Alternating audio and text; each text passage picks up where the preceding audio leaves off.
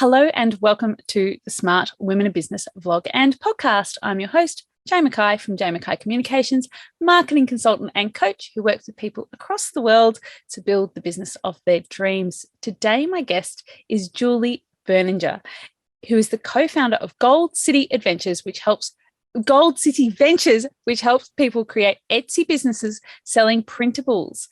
Julie is passionate about women achieving financial independence and finding paths to entrepreneurship and wealth outside of corporate. Thank you for coming on the show, Julie.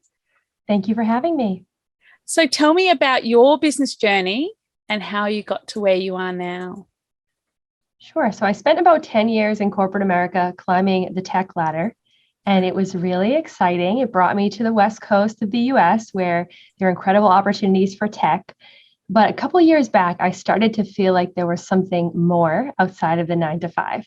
And I listened to tons of podcasts and decided, you know what, I'm going to give my hand at Etsy. I'm going to give it a try, create my own Etsy shop. But I am not talented like many of the Etsy sellers, and I do not know how to make bracelets or earrings or anything that anyone would want to buy. So I actually found the concept of printables, and that's what I've specialized in and what has allowed me to leave my full-time job. Awesome. So tell me about, what do you create?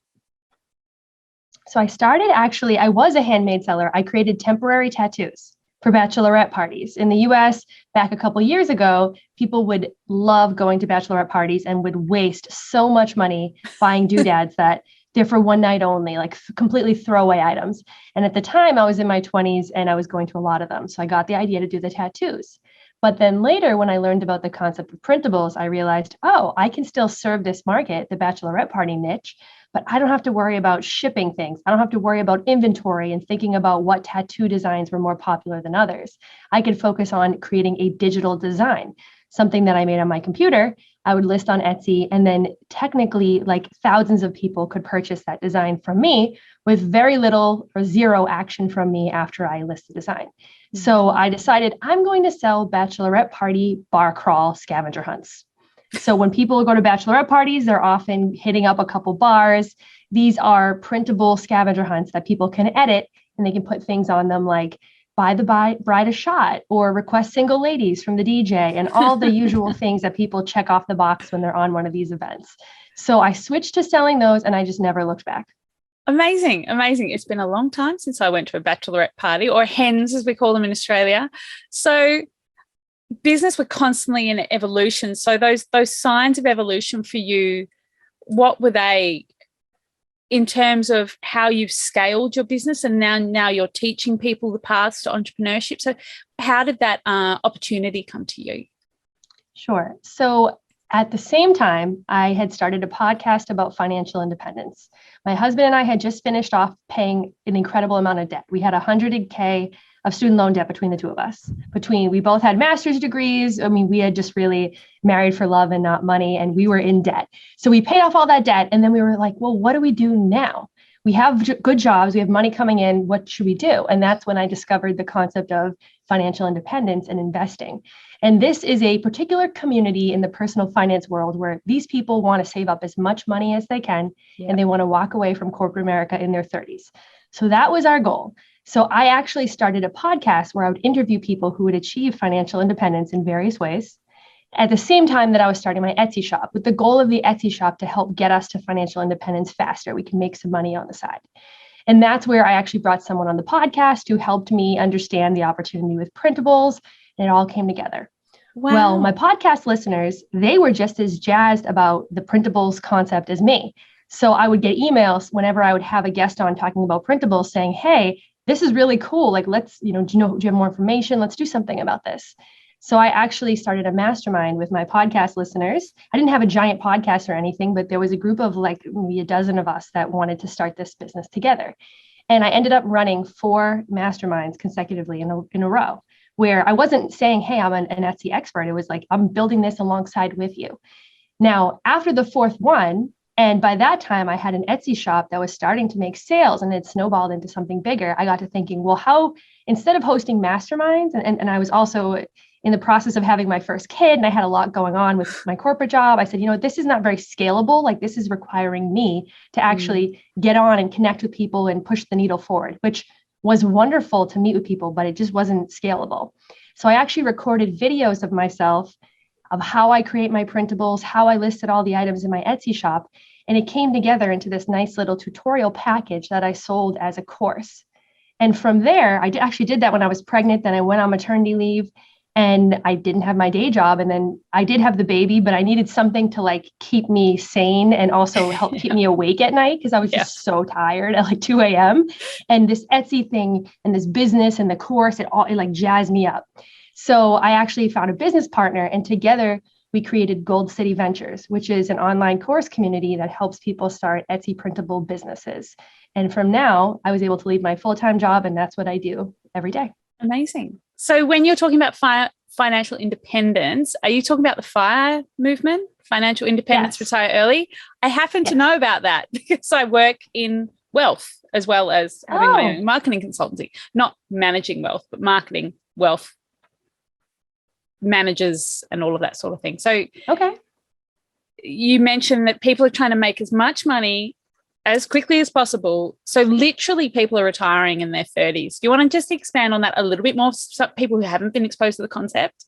Yes. And I thought this was crazy when I first heard about it, but I was very intrigued. And actually, I was intrigued enough. I booked a ticket to Ecuador to go to a conference, like not knowing anybody, from a blog, sight unseen. My husband was my boyfriend at the time. We both got on flights to Ecuador, not knowing where we were going, just to learn about this concept. Because I'm like, what? Like, these people are actually retiring. And when I went there, I legitimately met people. They were like 34 years old, never working again in their life, millionaires. And it totally just blew our mind. Yeah. So at the time, I was lucky. I had a tech job. So some people have to switch careers and go find something that might be a little more profitable. I basically had what I needed. It was just more figuring out like where to put our money and tax saving strategies, at least in the US, that's a very popular way to get to financial independence, side hustling, real estate. We did kind of all the different things. And while I would say we have achieved some semblance of financial independence, meaning with the pandemic, I was able to leave my corporate job. I do this passive income thing. I watch my daughter full time, which for anyone that watches their kid, you know that you do more kid stuff than you actually do work when you're trying to do both those at once. But it's, it totally has worked for us. Now, it took us, I first went to that conference in Ecuador in 2015. So it took us like 6 years. So this is not something that most people do overnight, but the 6 years really flew by. Amazing. Amazing. So you touched on you got a daughter, gorgeous. I have one too. She's 11 now. A bit more of a handful than a baby, if you'll even believe that. So how do you manage your life then as an entrepreneur? You manage to take care of your daughter full time and have this passive income. How does that look for you? How does that play out?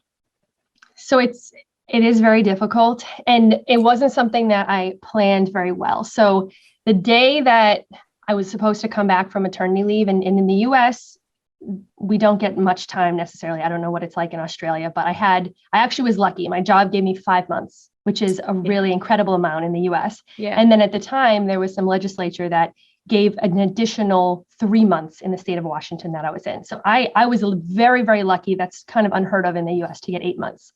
Wow. And my plan was, I have all these businesses. I have 8 months to try to get myself to replace my full-time income. While having a tiny baby and getting no sleep. Yes. And it was like, and then also there was time I'm like wanting to do things for myself and I want to get back in shape. And there was just a lot going on. My husband and I, it was our first kid, trying to figure out our relationship with each other as parents. I mean, it was not the best time to put all this pressure on us. And then it hit March 2020 and the world just kind of shut down. And that was a time where I said, you know what, I got to go back to my job. Like, even though I have this incredible business that's blooming and I have financial independence and years of savings, like the world has not seen whatever this is recently. This is a very risky time to not have a full-time job, to walk away from. In the US, the issue is health insurance for a lot of entrepreneurs. Yeah. And in my husband's job, he was a university instructor. He's worked in personal training. It's not quite the same as having like a 9-to-5 corporate job that guarantees your insurance. And as long as you sit in your seat, you're okay. Yeah. It was very different. So I kind of pushed my dream of being a corporate employee aside. And my husband and I and our then not even a year old daughter, we literally both work from home with her all day. And after doing that for a year, I was a crazy person. I'm not even going to lie. I was like a shell of my former self. I mean, if I put pants on, it was an incredible day. But the key to that, I would say, I had a business partner. I think so many people start out in entrepreneurship alone. Yeah. And it's very lonely. It's very lonely. So I had someone that I could talk with all day who, as much as my husband likes to support me in the business, I mean, he doesn't care about like email sequences or like whatever specifically I'm talking about, that I needed to bounce ideas off somebody. And I had someone to split the work. And my business partner is amazing. He's in a very different life stage, doesn't have kids. And the pandemic hit him a little bit differently than it hit me in terms of, whatever going on. And then with my daughter, we never put her in childcare. And every time we went to do that, it was like something stopped us. So for her, she actually ended up having a febrile seizure, and she's had a couple. So it's made me really not want to put her in daycare where she could be exposed to not just COVID, but like flus and things that the kids that are in daycare, they might be more likely to get a febrile seizure. Yeah. So it's been a lot. So yeah, so that's a very long answer to your question, but the way that I would say and how to help other people who are in this, you're not alone. You can't do it by yourself. You have to be willing to invest money in the help that you need, and you'll make more money because of that. So I have a business partner. We split 50-50. I don't get the full nut. Totally fine. We hire help. We have someone that helps us 10 hours a week. I have recently started paying a nanny to come in and help. I do cleaning service. We do lawn. We do handyman. I mean, we really shell out money. And, for us, having those years of savings, that really helped. If you're someone that doesn't have that, you might need to think about your income coming in and be okay with putting a part of that towards help for a short period of time. And then let's see how that enables you to free up your time so that you can grow your income more. Because I'm all about earning more. I don't think that saving more, even though I did save for financial independence, I don't think that's the path that most people can take to get to some of these incredible results. Because so many of us see our income as capped without seeing the opportunities that are actually there to earn more. Yes, absolutely. And I think in this current economy, there's no better time to earn money online. So the reason that I love Etsy Printables, and at this point, we've taken over 3,000 students through our course. Wow. It's like a mini MBA almost, with very little cost to the student because it's free to list on Etsy. It only costs 20 cents to list an item on Etsy. You don't have to worry about inventory. So when I did the tattoos, it was a smaller investment, but I still had to shell out maybe $500 or $600 to buy 2,500 tattoos. And if I made the wrong choice in terms of the design, then I was out that money. And I had a whole bunch of tattoos just sitting in a box that what am I going to do with? I still have some that actually didn't sell. Whereas on Etsy, you're making them on your computer. You can use a free program, canva.com, to make them. You can find free clip art and graphics and fonts and everything to make them look cute. And it's just a really low cost thing. And really what it teaches you is, how do I find a market? How do I price my products? How do I make things that people are willing to buy?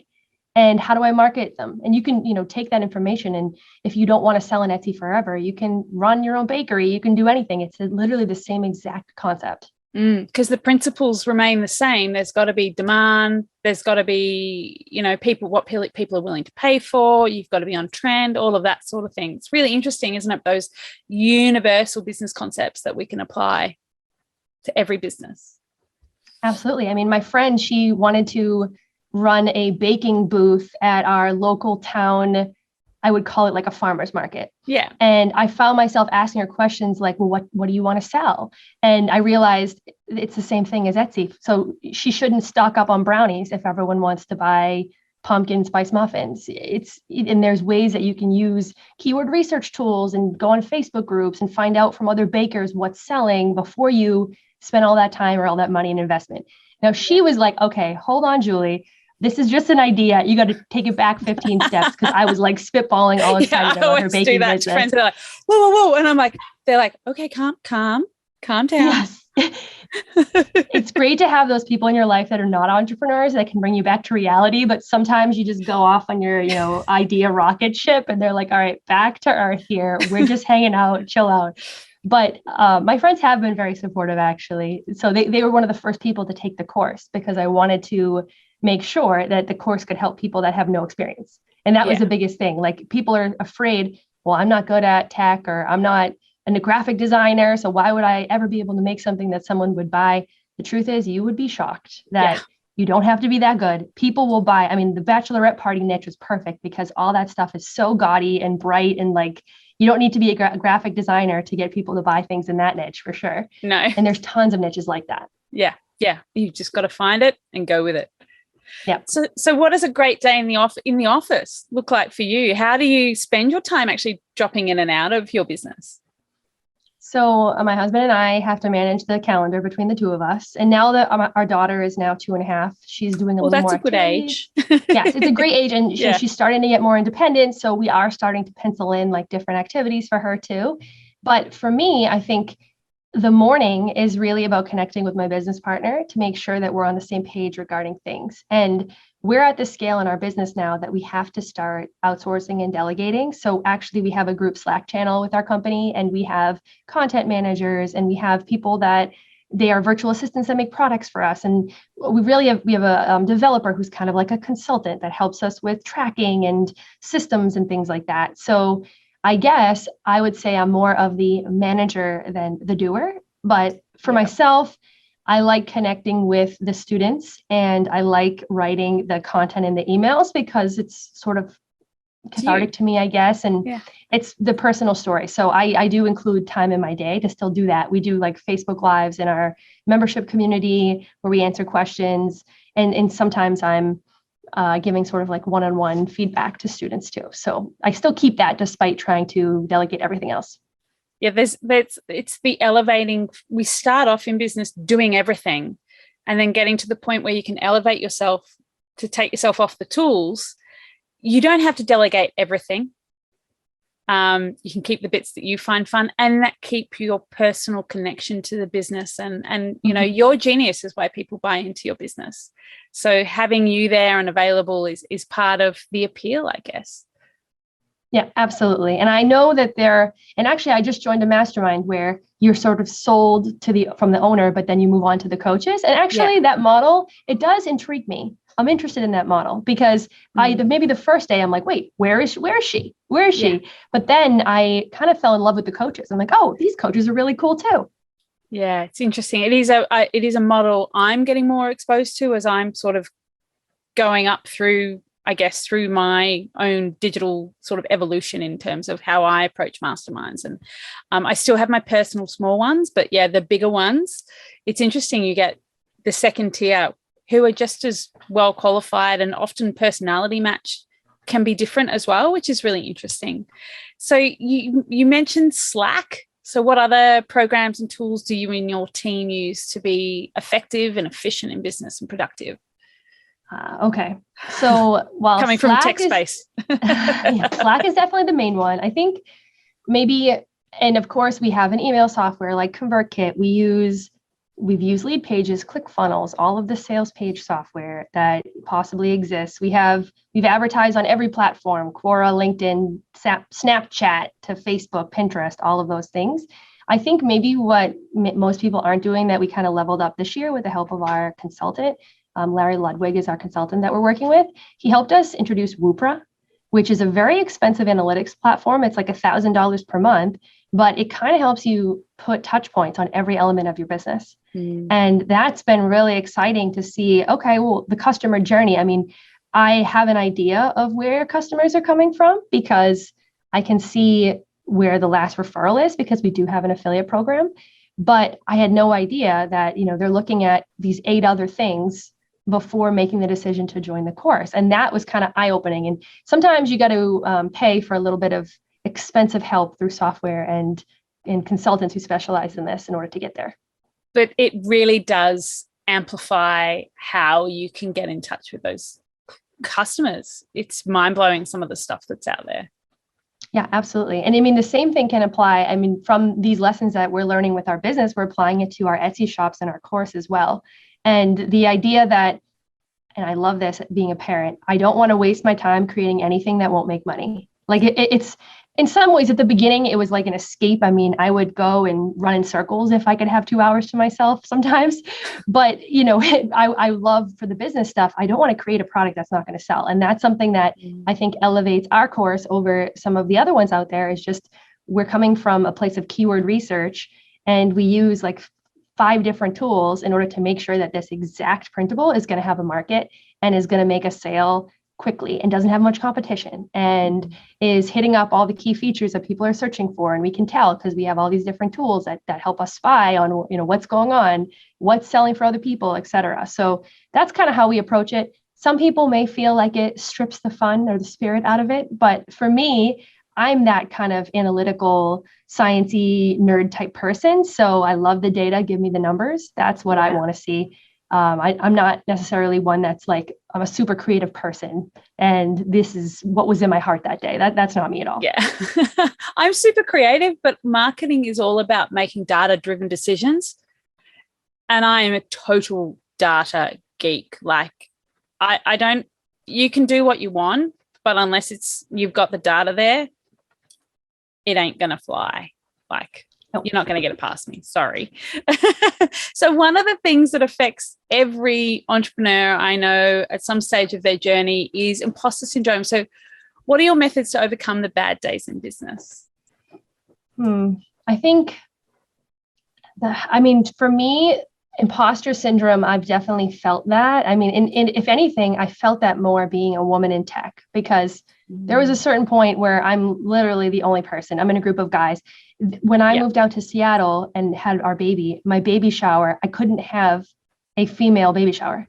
Like I had a co-ed baby shower because all of my friends from work were guys. And I hung out with a lot of coworkers because we all moved to the city, and it was just the way it was in tech. So that's where I felt like imposter syndrome the most. But then when in my business, this really felt like a chance. And what I love about entrepreneurship, I mean, it's up to me. If in tech, I had a good idea and everyone thought it was a bad idea for whatever reason, that felt very discouraging. But here, I own my good ideas and I own my bad ideas, and it's all my fault, or it's all my win with my business partner, of course. So that's kind of how I've felt more about it. But I think my current thing is just over time. And I'm a very ambitious person. I mean, I have these huge dreams of where I want my business to go, but I also have to be accepting of where I am at this season of life. And I have a 2-year-old that we want to have more kids. So I can do it all by delegating, but maybe my journey won't be as fast as it could have been if I had done this 5 years ago, being honest. So more, it's like accepting my current stage of life is more what I'm struggling with than imposter syndrome. Interesting. And it is so hard when your kids are little. You don't realize before you have them how much time they require from you. You think they're going to nap and do this and do that. And they don't. Sleep when the baby sleeps. Exactly. I don't know who said that. If you have like a thing planned during nap, today my daughter decided she's not napping today. Yeah. And my husband and I were scrambling, like, that was supposed to be our 2-hour get thing done time, but where'd it go? She's not napping. She's got zero interest in falling asleep. So yeah, it's been kind of crazy, but this parenting journey has been incredible too. So we're really glad we went down it. I mean, we love our daughter. She's our whole world, but just for our own career aspects, we've had to think differently about it. Now, I still believe that women or parents can do it all. I still think we can, but like, you have to hire, you have to delegate. My husband and I, we still fight over who mows the lawn. He wants to mow it, but I'm like, no, we literally don't have the time. I know it's ridiculous that it costs this much to have someone mow the lawn, but that's an hour that we desperately need. So that's how we're handling it. And we all walk our own path, and that's parenting. You just muddle your way through, really. None of us know what we're doing. Yeah, exactly. I think this is a given, but how do you maintain your sense of community? I think you've answered this question, but. Okay. So, well, I guess the biggest maybe thing that I've become good at, and this is absolutely how our business has grown so fast. So Gold City Ventures is a large company for a company. I think I saw that I'm at the level of only 2% of female business owners have achieved this much revenue in a year in the US, which is cool. I saw that and I was like, whoa, okay. But the reason is through collaboration. And I did this when I was like rocking my daughter at night at 2 a.m. I'm constantly on Instagram, messaging people, cold message. I'm joining people's email lists, responding to their emails. I'm taking other courses and I'm being everyone's best student, because I know for myself as a course owner, our best students work for us now. Our best students, we help them launch courses. It's how you can kind of get seen with the people that you want to get to know. Or podcasting. I had a podcast for 2 years. I invited people on. I met these incredible people through that. And actually my business partner, we had each other on each other's podcasts. And that's how we started this company together. So that type of like prospecting, I guess, or networking, I'm constantly doing that. I don't see always other business owners doing that, or there's like a scarcity mindset where maybe it feels like this person is my competition because we sell to the same audience. Whereas to me, I'm like, you have the audience I need? Fantastic. Let's just do a little flip-flop, and maybe my product fits yours and your product fits mine, and we're going to work together and make even more money and help even more students together. So yeah, that's kind of my thing. I guess it's something I'm always doing, constantly doing throughout the day. Awesome. And I think that seeing people in your niche, in your vertical, whatever, as your collaborators and not your competitors is really key to actually finding happiness in having a business as well. Because you're not constantly going, they're going to steal my stuff, they're watching me, it's not how it works, because everyone has a unique business. So what's your why? What keeps you motivated? I think going back to the whole financial independence thing, I mean, it's a little more than money now, but I was starting to think about the impact that I wanted to make in my life. And I know when we're little in school, you read about all these famous people. Well, I don't necessarily have an interest in being famous so much that people would read about me in a school book, but I like the idea of impacting a small group of people's lives. And when I was podcasting and interviewing people about financial independence, I was sharing with my listeners good information that would help them achieve things that they wanted to achieve in their life. And now through the course, we're helping people. A lot of people are people in the exact same life situation as me. They have kids, they want to make extra money, they want to help, they'd be thrilled to have an $1,000 a month side hustle that is set it and forget it, essentially, which is what really Etsy is. You just have to answer people's questions. But once you make the printables, you list them, you can really just let them kind of sit. I actually took 6 months off this year when I moved, which was incredible. So some of my students, I have gotten to know them over the couple of years we've done this. And, I have students that they've made $150,000 on Etsy, were able to leave their full-time job. That blew my mind. I've never made $150,000 on Etsy, but the fact that, there are people that just, they love this and they really like take their content in and they go all out with their Etsy shop, and it's kind of allowed them to, in some ways, impact their life. So I'm never going to be a famous person or want to be, but I guess if like I've impacted a small number of people in my 30s, I'll feel like and had a good family life, I'll feel like it's a life well lived, I guess. And it is having a fulfilling life and a contented life, really, ultimately, that we're after. Yeah, it's not like a certain monetary number, which I thought it was when I was in my 20s. It's kind of like a good blend, happy family for me. And, it made an impact on some people's lives. So the idea that maybe in the pandemic, it was really tough, but I was able to help people leave their day jobs or help their families make extra money when things got tough. I mean, that's pretty cool. So I hold that with me. Yeah. Amazing. I love it. So what are your tips for all the smart women in business across the world? I used to say in Australia, but this has got bigger than that now. So I think pick one thing and dive really deeply into that thing, like niche down. And I know I used to be like this, and I see a lot of people that are coming through my ecosystem like this, where the shiny object syndrome, where it's like, I want to sell on Amazon, I want to sell on Etsy, I want to be a life coach, I want to start a blog. And then you never actually kind of achieve all of them all the way through. And I think it literally takes like at least a year or sometimes multiple years to grow your business. So you got to commit to one thing, like as deeply, learn everything about it and just dive into it. So that's what I like about the Etsy business. Even though I mentioned before, it's kind of like a mini MBA, it may seem silly to sell printables, but let's say that you chose a niche, one niche that I'm in right now. I sell printables for realtors. And in the pandemic, everyone was buying a house, selling a house, or wanting to become a realtor. So I sell like branding templates that help realtors just look better in front of their clients. They can send like a house hunting guide, or they can send a listing presentation of whatever houses are for sale that they're going to show them that day, et cetera. But like by diving in and learning what do realtors want, oh, why didn't this product sell? I thought they wanted a house hunting guide. Oh, well, these are the things that they need on a house hunting guide. And well, how do I talk to a realtor? Like, how do I figure out what they need? All these things. That's what I was saying before. You can just really dive deep in something and you can apply it to anything later on down the road.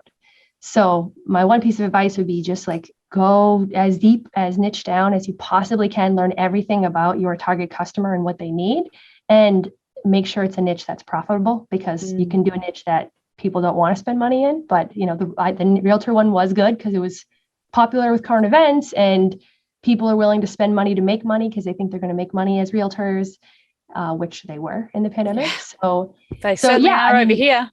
Yeah, it's the right, you know, niche, the right potential, etc. So a little Etsy business is a cheap way to do it. But if you're doing it, whatever business that you're in, go really deep to learn about your customer. And that's the number one rule of marketing, I reckon. And that is, it feels boring and people skip over it, but it really isn't. It's really important. So awesome. So how can people find out more about you and your work, Julie? Great. Well, if you want to learn more about my Etsy shop course and templates, we have templates and all these offerings, then you can go to goldcityventures.com. Which I'll link. We have link to that. And we also have a free ebook that I can give out that I can give you the link to include in the show notes as well. Awesome. It's called The Seasonal Product Secret. And it's about how to create 12 months of printable ideas that would be a hit, you know, depending on holidays or upcoming events or whatever. And it talks about one particular tool. I mentioned all this keyword research. There's one tool that really is a good tool for e-commerce. So you'll want to get that ebook to learn how to use this free tool in order to get ideas. And even if you don't want to start an Etsy business, you can always add digital product offerings to anything. If you're a blogger, if you're a life coach, or if you're whatever business you have, you would be shocked. People love freebies, templates. They make great lead magnets. I think learning how to use Canva, learning to create a printable is kind of like a key small business 101 rite of passage. Yeah. So happy to help you guys out with that ebook. Amazing. Thank you so much for your time today, Julie. Yeah, it was so great to connect. And if anyone wants to connect, I'm also on Instagram at Millennial Boss. Awesome. Thanks, Julie. Thanks.